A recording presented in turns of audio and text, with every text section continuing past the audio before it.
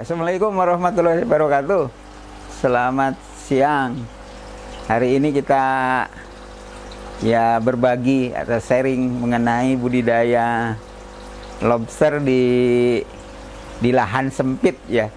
Jadi untuk teman-teman yang kekurangan lahan tapi pengen atau berminat budidaya lobster, ya jangan khawatir, saya sharing mengenai budidaya lobster air tawar khususnya di lahan sempit ini.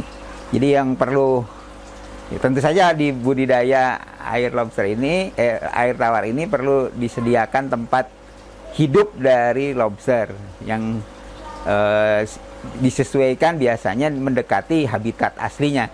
Nah, di saya ada 4 jenis ya kolam. Satu kolam yang ini kolam untuk perkawinan, kolam untuk perkawinan massal. Kemudian ini kolam untuk pembesaran. Jadi setelah kawin kemudian ditetaskan. Penetasannya di seperti ini, pemijahannya di ember-ember. Kemudian setelah sekitar ukuran 2-3 cm dimasukkan ke kolam besar ini. Kemudian setelah itu ukuran 4-5 cm dimasukkan ke akuarium untuk persiapan perkawinan. Nah, kemudian setelah dikawinkan nanti telurnya ditetaskan di dalam sini. Nah, yang perlu dilakukan dalam penyediaan kolam ini atau tempat budidaya air tawar ini adalah pengukuran pH, kemudian suhu, kemudian yang penting adalah air yang digunakan adalah air jernih karena tempat hidupnya adalah air jernih.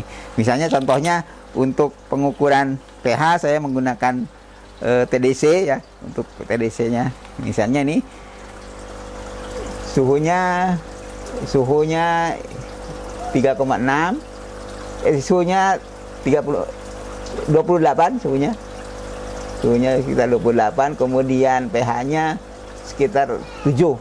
Jadi lobster air tawar ini membutuhkan pH sekitar 7-9, kemudian suhu airnya, suhu kolamnya sekitar 20-30, jadi lumayan rentangannya. Walaupun budidaya lobster air tawar ini mudah, dianggap mudah ya, tapi beberapa keterampilan perlu dikuasai ya, seperti tadi misalnya penyediaan kolam, kemudian nanti cara perkawinan, bagaimana cara mengawinkan, kemudian penyediaan pakannya, bagaimana memisahkan antara atau pemilihan antara jantan dan betina dan seterusnya, itu harus dikuasai sehingga budidaya ini berhasil gitu, walaupun kita menggunakan lahan yang sempit gitu ya. Jadi keberhasilan budidaya air lobster ini tentu saja pertama, selain penyediaan kolam tadi dengan kualitas air yang baik, tentu saja adalah pemilihan bibit, karena bibit lobster akan menentukan keberhasilan budidaya lobster. Lobster yang baik tentu saja mempunyai ciri-ciri, misalnya ciri-cirinya misalnya tubuhnya ideal, misalnya keseimbangan atau proporsi antara kepala kemudian dengan badan itu seimbang. Kalau yang jantan kepalanya lebih besar dibandingkan dengan yang betina, satu. Kedua, jantan ini mempunyai capit yang lebih besar. Dan ciri khas dari lobster air tawar jantan adalah capitnya mempunyai warna merah. Capitnya berwarna merah, sedangkan yang betina tidak. Satu. Kedua, jantan ini di kaki paling belakang ada tonjolan. Itu ciri khas dari jantan. Ini lobster air tawar yang jantan. Kelihatan ya? Ini lobster air tawar yang jantan. Jadi ciri khasnya adalah ini ada tonjolan di kaki belakang 2 sebagai alat kelaminnya kan gitu. Ini jantan. Porsinya seimbang, ini porsinya seimbang untuk yang jantan. Nah, selain penyediaan bibit ini, kalau sehari-hari kita harus setiap 3 minggu sekali harus mengambil lobster air tawar ini dari kolam dalam rangka tadi memeriksa apakah lobster kita sudah bertelur atau tidak. Satu, kedua tujuannya adalah untuk melihat apakah si lobster itu ada yang molting atau tidak. Molting artinya ganti kulit. Nah, kalau ganti kulit biasanya kalau tetap dimasukkan ke dalam kolam itu nanti dimakan sama temennya, karena kalau karena si kulitnya belum keras gitu. Ini yang jantan, ini bentuknya seperti ini. Kemudian yang betina, kita lihat yang betina.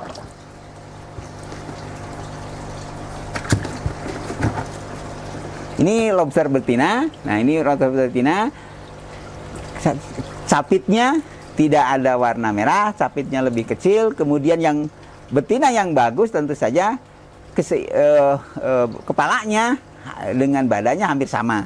Kalau kepalanya lebih besar dari badan, biasanya itu berarti dia kekurangan makan. Nah, ini. Kemudian ininya kakinya lengkap, dia 1, 2, 3, 4, 5 gitu. Tapi jangan khawatir, ada beberapa ekor lobster yang kakinya kadang-kadang patah atau berkelahi dengan temannya, kemudian ada yang hilang gitu, tapi biasanya tumbuh lagi. Nah, ciri betina yang lain adalah, yang khas adalah, kalau tadi di jantan tonjolannya ada di kaki paling belakang, nah kalau yang si betina ini tonjolannya ada di kaki ketiga, 1, 2, 3. Nah, ini tonjolannya.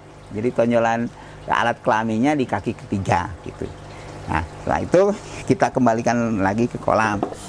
Nah, kemudian kita memeriksa apakah lobster yang kita pelihara itu ada yang molting? Enggak. Ciri khas molting berarti mau molting atau setelah molting adalah kulitnya halus atau lembut. Nah, kalau kelamaan kalau taruh di dalam kolam, lama-lamaan dia dimakan sama temennya. Nah, biasanya lobster yang baru molting adalah kulitnya lunak. Nah, seperti ini, kulitnya lunak dia. Kemudian warnanya lebih muda karena baru ganti kulit. Nah, sebaiknya kalau tidak dikembalikan ke kolam semula, karena nanti dimakan sama temannya, oleh karena itu harus dipisahkan. Cara memisahkannya tempatkan yang lain, taruh di sini dulu. Nah, ini juga molting lembek dia, jadi kulitnya itu lembek sehingga mudah dimakan oleh si temannya. Yang saya pelihara adalah lobster. Ada beberapa jenis lobster yang saya pelihara adalah red claw. Tadi ciri khasnya adalah capitnya merah si jantan. Kalau yang belum matang gonad, warna capitnya merahnya tidak menyala. Kalau tadi kan menyala, sudah matang gonad. Kalau ini, itu pemilihan bibitnya sambil memeriksa apakah di kolam kita ini ada yang bertelur atau tidak, kan gitu. Jadi sambil membersihkan air, mengecek kualitas air, juga memeriksa apakah di dalam kolam itu ada yang bertelur, ada yang molting, atau masalah yang lain. Itu mengenai pemilihan bibit dan membedakan antara jantan dan betina dari lobster air tawar. Kita lanjutkan ya, setelah tadi pemilihan bibit, membedakan antara jantan dan betina. Proses selanjutnya adalah dalam budidaya lobster air tawar adalah proses pemijahan. Pemijahan artinya mengawinkan antara jantan dan betina. Nah, biasanya perbandingannya adalah 3, 2 atau 1, 3. Jadi 1 jantan, 3 betina. Kalau punya dalam akuarium, jadi perkawinan bisa dilakukan dalam kolam, bisa juga dilakukan dalam akuarium. Nah, untuk lahan yang sempit ya sebaiknya saya sarankan menggunakan akuarium. Jadi akuarium saya misalnya ukurannya 40 kali 60, ya, kapasitas maksimum adalah 8 ekor. Jadi kalau udah 8 ekor berarti si betinanya 5, si jantannya 3. Nah, si jantannya 3. Nah, ini jantannya, ini jantannya dimasukkan ke dalam kolam. Kemudian betinanya juga dimasukkan ke dalam kolam. Nah, ini perbandingannya jantan yang 3, betinanya 8 atau betinanya 5 atau maksimal jantannya 3, betinanya 6 gitu. Nah, jangan lupa apa namanya? Biasanya di alam kan si lobster ini membutuhkan tempat persembunyian. Nah, karena kita menyediakan budidaya secara artifisial dalam akuarium, maka kita harus menyediakan shelter atau tempat sembunyi. Nah, ada beberapa tempat sembunyi, bisa dari batu, bisa dari roster bata, bisa juga dari dari pralon. Nah, pralonnya sekitar ukuran seperti ini, tapi ukuran pralon disesuaikan dengan besarannya. Kalau yang besar-besar ya ukurannya 2 inci, kemudian setengah inci dan 1 inci, biasanya seperti itu. Yang dimasukkan ke dalam kolam, ke dalam akuarium, masukkan ke dalam akuarium, kemudian biasanya dibiarkan selama 3 minggu. Nanti ada proses perkawinan. Di situ si jantan dan betina akan mengawini, saling mengkawin. Biasanya si jantan di bagian bawah, si betina di bagian atas gitu. Nanti di videonya. Ini setelah proses perkawinan ini, kemudian nanti dia menghasilkan telur kan gitu. Setelah 3 minggu kita melakukan proses pemijahan, biasanya si betina sudah mengeluarkan telur ya. Perkembangan telurnya ya bisa biasanya putih, kemudian oranye, setelah oranye. Nah, setelah muncul apa namanya telur, kita pisahkan dalam satu kotak atau satu wadah ya, yang dimana si kotak ini ada bolongannya. Fungsi dari bolongan ini atau lubang-lubang ini ada tempat pengeluaran dari burayak atau anakan yang sudah menetas. Misalnya ini kelihatan ya. Ini telurnya ini sudah telur ini. Ya mungkin 2 atau 3 minggu lagi menetas dia. Nah, dimasukkan ke dalam kotak ini. Kemudian nanti kalau menetas si anakannya keluar dari lubang ini, sedangkan indukannya tidak bisa keluar. Nah, mengapa seperti itu? Karena kalau dibiarkan atau dijadikan satu, biasanya si anakannya itu dimakan oleh induknya kan gitu. Karena sifat dari lobster ini adalah kanibal kan gitu. Nah, setelah itu ditutup lagi, ditutup, kemudian dikembalikan ke tempatnya. Nah, karena saya menggunakan ember, jadi dalam satu kapasitas ember ini bisa diisi 2 atau 3, 2 ekor, 2 dari itu. Dibiarkan selama sekitar 3 mingguan, 3 sampai 5, biasanya 5 minggu tergantung pada kondisi air, kondisi suhu. Kalau suhunya bagus itu 4 minggu sudah menetas dia. Yaitu mengenai bagaimana cara memijahkannya. Kita lanjutkan tadi yang sudah dipisahkan, induk-induk yang bertelur dipisahkan sebagai umur sekitar 3 minggunya. Tadi ini nah, pada keluar, anakan-anakan yang menetas pada keluar dari lubangnya. Ini di bawah ini sudah banyak yang keluar dari lubangnya tapi tidak dimakan. Nah, apabila ada sisa dari telur yang masih menempel pada indukannya, kita bisa lepaskan dengan cara ini sudah kelihatan ya. Ini anaknya sudah siap menetas sebetulnya, tapi dia masih menempel. Bagaimana caranya supaya kita dapat melepaskannya? Dapat melepaskannya dengan cara ini, dikocok dalam air, tapi pelan-pelan dikocok dalam air. Ini cara mengocoknya. Pelan-pelan dikocok dalam air, nah, supaya lepas semua. Nah, ini sudah lepas semua, kemudian dibiarkan. Si induk yang sudah dilepaskan dari anaknya kemudian dipisahkan atau dikembalikan ke kolam semula supaya dia kawin lagi kan gitu. Ya, induk yang baik biasanya bisa sampai 200 sampai 300-an. Nah, ini.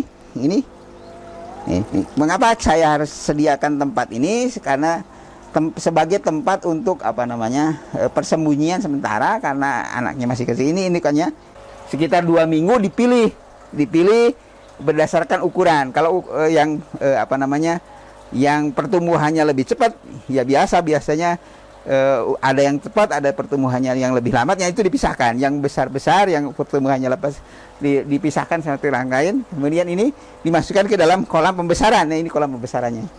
Setelah itu yang penting juga adalah pemberian pakan. Saya menggunakan 3 jenis pakan. Satu adalah apa namanya pakan pabrik, pakan komersil. Bisa menggunakan pakan udang komersil, bisa juga ada khusus yang menjual pakan untuk lobster. Nah, ini juga penggunaannya tentu saja tergantung pada ukuran ukuran daripada lobsternya. Kalau yang umur 2 sampai 1 bulan gitu pakai ukuran yang kecil, nomor 1A. Tapi yang indukan yang besar menggunakan ukuran yang besar, menggunakan ukuran yang besar. Itu satu. Kemudian yang kedua adalah saya menggunakan toge. Toge ini kan juga sumber protein, sumber nitrogen dan seterusnya. Ini digunakan untuk mempercepat pembentukan telur. Nah, induk-induk yang siap kawin sebaiknya diberi toge. Nah, bisa juga menggunakan kacang-kacangan, tapi karena yang tersedia adalah toge, itu juga. Satu. Pakan yang ketiga adalah cacing. Nah, cacing ini digunakan untuk apa namanya anakan lobster yang berumur sekitar ya 1 minggu sampai 2 minggu, atau indukan yang sudah dipisahkan, yang lagi bertelur kan gitu. Ini jadi tadi toge ini adalah bukan toge mentah, tapi toge yang direbus sebentar aja. Supaya mengapa harus direbus? Supaya togenya tenggelam. Karena lobster ini adalah jenis ikan yang krustasea yang makannya di bawah gitu. Jadi si togenya sudah direbus sebentar, kemudian supaya tenggelam, kemudian dimasukkan ke dalam kolam. Tidak satu tumpuk tapi beberapa supaya si lobsternya tidak bergerombol. Jadi si toge itu diberikan kepada lobster yang sedang melakukan proses pemijahan supaya pembentukan telurnya lebih cepat. Oh, ini ada yang molting. Nah, ini molting bukan lobster mati, tapi ini adalah sisa kulitnya. Jadi lobster yang lepas kulit. Nah, kalau berhasil ya seperti ini. Kalau tidak berhasil biasanya si itunya mati karena dimakan. Ini lobsternya bisa dikasihkan ke kolamnya, dimasukkan ke kolam yang besar supaya nanti dimakan oleh yang lain si kulitnya. Sedikit aja karena si lobster ini makannya sedikit. Kemudian yang ini pakan komersil yang ukuran besar sama diberikan kepada induk yang besar, tapi sore biasanya. Jadi pemberian pakan lobster ini dilakukan 2 hari, pagi hari dan sore hari. Jadi kalau sore harinya diberikan, kemudian masih sisa ditambah sedikit aja. Satu. Kemudian yang ukuran kecil, nah ukuran kecil ini diberikan pada yang lobster besar ya anakan yang ukurannya sekitar 1 sampai 2 cm. Ya sedikit aja. Ini kasihkan. Ini harus disebarkan supaya apa? Supaya tidak bergerombol sih. Kalau bergerombol dia saling berkelahi karena dia kanibal, kemudian saling makan. Nah, kemudian anakan yang umurnya 1 minggu bisa juga diberikan ini. Ya, itu mengenai pemberian yang pakan komersial. Sekarang jenis ketiga dari pakan lobster adalah cacing beku. Atau bisa juga cacing sutra. Nah, ini cacing beku. Jadi diberikan pada indukan yang dalam proses penetasan. Artinya kalau yang telurnya siap menetas ini diberikan. Karena apa? Karena si lobsternya kan di dalam kotak. Nah, kalau di dalam kotak dia tidak bisa mencari makan keluar. Oleh karena itu diberikan. Ini cara memberikannya. Ini sedikit saja. Jadi dimasukkan ke dalam kotak ini. Dimasukkan. dimasukkan lagi.